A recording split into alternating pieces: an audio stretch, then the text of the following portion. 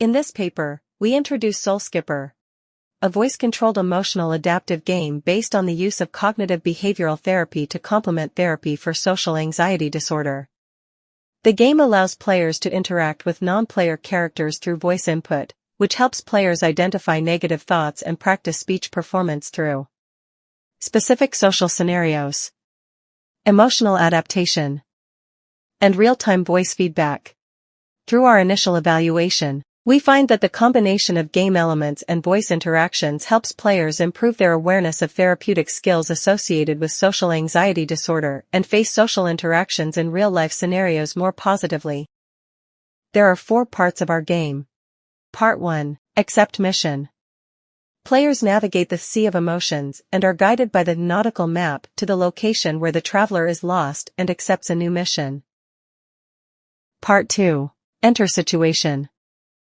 Players will learn about the traveler's social difficulties and emotional distress through the traveler's narration and the display of images.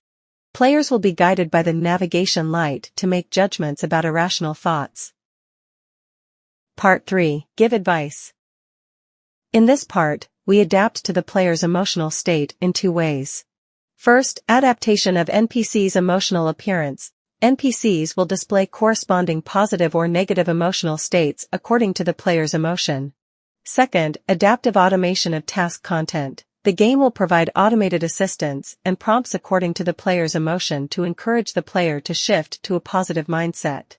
Players will give advice to the traveler after identifying the traveler's negative thoughts.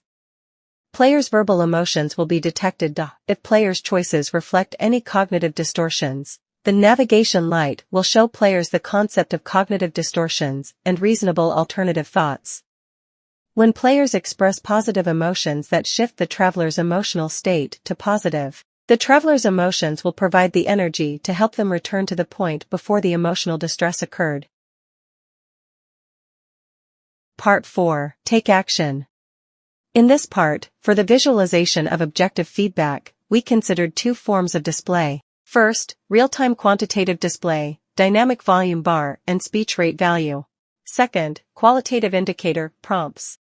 Players use the rudder of time to go back in time, enter the traveler's perspective, and complete social tasks. Players will receive objective feedback on the quality of their speech expression and better understand the connection between emotions, thoughts, and behaviors.